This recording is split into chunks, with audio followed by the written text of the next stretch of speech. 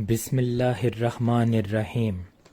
السلام علیکم میرے عزیز طلبہ، میں آپ کا معلم نادر شاہین اردو کی آن لائن کلاس لیے حاضر خدمت ہے۔ امید ہے آپ تمام مضامین کی دہرائی میں مصروف ہوں گے اور آن لائن کلاسز دلچسپی سے لے رہے ہوں گے۔ جیسا کہ ہم نے پچھلے لیکچر میں یہ بتایا تھا کہ ہم نے سارے نصاب کو 3 حصوں میں تقسیم کیا ہے۔ اس سلسلے کا دوسرا ٹیسٹ کا نصاب آپ کے پیش نظر ہے، جس میں حصہ ٹیکسٹ سے 2 اسباق، ہجرت نبوی صلی اللہ علیہ وآلہ وسلم اور آرام و سکون، اس کے ساتھ ساتھ حصہ نظم سے حمد شامل ہے، جبکہ قواعد و انشاء سے خط نویسی اور مکالمہ نویسی کو شامل کیا گیا ہے۔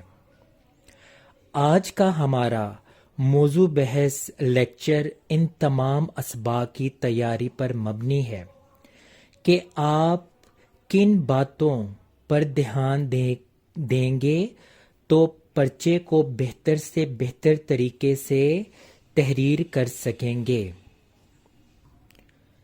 ان میں سب سے زیادہ ضروری ہے کہ آپ یہ دونوں اسباق ہجرت نبوی صلی اللہ علیہ وآلہ وسلم اور آرام سکون کو مکمل وضاحت کے ساتھ پڑھیں، مشکل الفاظ کے معنی دیکھیں تاکہ آپ کے MCQs بھی اچھی طرح سے تیار ہوں۔ جب ان اسباق کو مکمل طور پر آپ سمجھ جائیں تو پھر ان کے خلاصوں کی طرف آ جائیں۔ خلاصے کے لیے جن باتوں کا ہونا ضروری ہے ان کو بھی ذہن میں رکھیں۔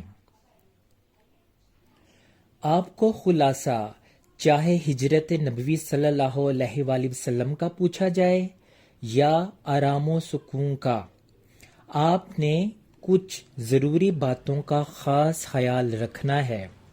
ان میں پہلی یہ کہ خلاصہ 1.5 صفحے سے 2 صفحات تک مشتمل ہونا چاہیے۔ اس کے بعد ترتیب سبق کا خاص خیال رکھیں۔ خلاصہ لکھتے وقت غیر اہم باتوں سے پرہیز کرنی ہے۔ خلاصہ مسلسل لکھیں، سرخیاں یا ہیڈنگز دینے کی بالکل ضرورت نہیں۔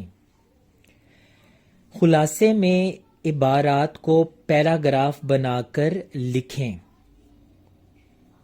اپنی طرف سے حوالہ جات، تاثرات یا رائے دینے سے پرہیز کریں۔ ان ضروری نکات کی بدولت آپ اچھا خلاصہ تحریر کرنے کے قابل ہو جائیں گے۔ یاد رہے، آرام و سکون سبق کا خلاصہ مکالمہ کی صورت میں ہرگز نہیں لکھا جائے گا، بلکہ یہ عام خلاصوں کی طرح پیراگراف کی صورت میں ہی تحریر ہوگا۔ اب ان اسباق میں جو دوسری بڑی چیز کو پوچھا جاتا ہے وہ ہے اقتباس کی تشریح۔ یہ بڑا اہم سوال ہے۔ اس میں سبق میں سے کہیں سے پیراگراف یعنی اقتباس دے دیا جاتا ہے، جس میں چند الفاظ کو انڈر لائن کر دیا جاتا ہے۔ آپ نے سیاق و سباق کے حوالے سے اس اقتباس کی تشریح کرنی ہوتی ہے۔ اس کو حل کرنے کے لیے سب سے پہلے حوالہ متن لکھنا ضروری ہے، یعنی سبق کا نام اور مصنف کا نام۔ اگر آپ نے اس سبق کو اچھی طرح سے سمجھا ہے، پڑھا ہے، تو یقیناً ایک دم آپ کے ذہن میں اس سبق کا نام اور لکھنے والے کا نام آ جائے گا۔ اس کے بعد دوسرا بڑا کام یہ ہے کہ جتنے الفاظ کو خط کشیدہ کیا گیا ہے، یعنی جو الفاظ انڈر لائن کیے گئے ہیں، ان کے صرف معنی تحریر کرنے ہیں۔ اگر آپ کو ایک لفظ کے 2 مطلب آتے ہیں تو آپ 2 تحریر کر دیں، اگر آپ کو 3 مطلب آتے ہیں تو آپ 3 تحریر کر دیں۔ اس طرح آپ الفاظ کے معنی لکھیں گے۔ تیسرا جو اہم حصہ جو اس سوال کا خاص جز ہے وہ ہے اقتباس کی تشریح۔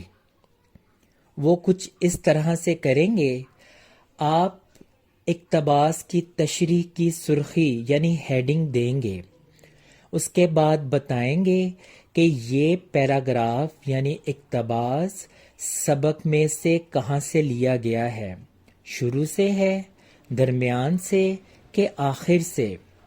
اس کے بعد سیاق و سباق کو بغیر ہیڈنگ دیے آپ نے مرکزی خیال کے طور پہ لکھنا ہے، جو کہ 4 سے 5 سطور پر مشتمل ہونا چاہیے۔ اس کے بعد آپ اس اقتباس کی طرف آ جائیں جس کی آپ نے تشریح کرنی ہے۔ آپ نے اس اقتباس کو اپنے آسان الفاظ میں ڈھالتے ہوئے، الفاظ کے معنی کا استعمال کرتے ہوئے آپ نے اس کی تشریح کرنی ہے۔ کوشش کریں کہ جتنی سطور کا اقتباس پرچے میں پوچھا جائے اس سے دگنی یعنی ڈبل آپ کی تشریح ہو۔ اسی طرح نظم حمد کے اشعار کو ان کے مطالب کی روشنی میں پڑھیں، سمجھیں۔ پچھلے لیکچر میں ہم نے اشعار کی تشریح پر تفصیلاً بات کی اور تشریحات کے لیے کن کن باتوں کا ہونا ضروری ہے اس پر بحث کی۔ اب آپ ان اسباق اور نظم کے مشقی سوالات کی طرف آ جائیں۔ مشقی سوالات میں شامل جیسے سوالات کے مختصر جوابات، غلط اور درست فقرات کی نشاندہی، الفاظ کا تلفظ اعراب کی مدد سے واضح کریں، خالی جگہ پر کریں۔ اس کے ساتھ ساتھ اردو جنرل کے سوالات جیسے الفاظ کے متضاد، واحد کی جمع، مذکر کے مؤنث بھی ان مشقی سوالات میں شامل ہوتے ہیں جو آپ کو ایم سی کیوز کی صورت میں پوچھے جا سکتے ہیں۔ اس کے ساتھ ساتھ آپ نے نظم حمد کا مرکزی خیال کو خاص طور پر یاد کرنا ہے۔ مرکزی خیال لکھنے کے بعد آپ نے شاعر کا نام ضرور تحریر کرنا ہے۔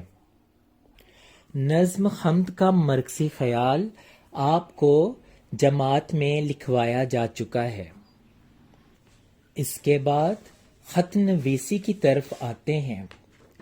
آپ کے اسمارٹ سلیبس میں جو خطوط دیے گئے ہیں وہ یہ ہیں: والد کے نام، امتحانی نتیجہ کی روداد سنانے کے لیے خط، والدہ کے نام، موسم گرما کی تعطیلات کا ذکر کا خط، چچا کے نام، مزاج پرسی اور چچی کی بیماری پر تشویش کے لیے خط، چھوٹے بھائی کے نام، اچھی صحبت اختیار کرنے پر نصیحت کا خط، ناراض دوست کو منانے کا خط، اور آخری دوست کے نام خط لکھیں جس پر شادی پر بیجا اثرات کی مذمت کی گئی ہو۔ یعنی اس اسمارٹ سلیبس میں آپ کو 6 خطوط یاد کرنے کے لیے دیے گئے ہیں۔ آپ ان خطوط کو اچھی طرح سے یاد کریں۔ خط لکھنے کا درست طریقہ کار ایک مرتبہ پھر آپ کے سامنے ہے، جس کو کئی مرتبہ جماعت میں سمجھایا جا چکا ہے۔ اس کے مطابق تمام خطوط تحریر کیے جائیں۔ اب مکالمہ نویسی کی طرف آتے ہیں۔ آپ کے اسمارٹ سلیبس میں 3 مکالمے ہیں جو کچھ اس طرح سے ہیں: مریض اور طبیب کے درمیان مکالمہ، دکاندار اور خریدار کے درمیان مکالمہ، 2 ہم جماعتوں کے درمیان مکالمہ شامل ہیں۔ مکالمہ لکھنے کے لیے کچھ ضروری باتیں اپنے ذہن نشین کر لیں، جیسے مکالمے کا آغاز منظر نامہ سے کریں کہ اگر 2 دوست جس جگہ ملاقات کر رہے ہیں وہاں کا منظر پیش کریں، جیسے 2 دوست بازار میں ملتے ہیں، 2 دوست جماعت کے کمرے میں ملاقات کرتے ہیں۔ اس کے بعد السلام علیکم، آداب جیسے کلمات سے مکالمے کا آغاز کریں۔ مکالمے کا انداز بحث جیسا ہونا چاہیے، یعنی کسی ایک موضوع پر 2 یا 3 فریقین بحث کے انداز میں گفتگو کریں۔ بھرپور دلائل کا استعمال کریں۔ مکالمے کے آخر یعنی اختتام پر اتفاق رائے ہو، یعنی دونوں میں سے کوئی ایک متفق ہو جائے۔ کرداروں کی گفتگو ان کی عمر، مرتبہ، جنس، تعلیم اور پیشے کے مطابق ہو۔ اس کے علاوہ جو سب سے زیادہ ضروری بات، علامات وقف جیسے ختمہ، سوالیہ نشان، وقفہ یعنی سکتہ، تفصیلیہ، قوسین، واوین اور ندایہ جیسی علامات کا خاص خیال رکھیں۔ انہی کی بدولت آپ کو بورڈ میں نمبرز دیے جائیں گے۔ عزیز طلبہ، میں امید کرتا ہوں کہ آج کے لیکچر کی مدد سے آپ بھرپور تیاری سے اپنی یہ اردو کی اسیسمنٹ اچھی طرح سے کر سکیں گے۔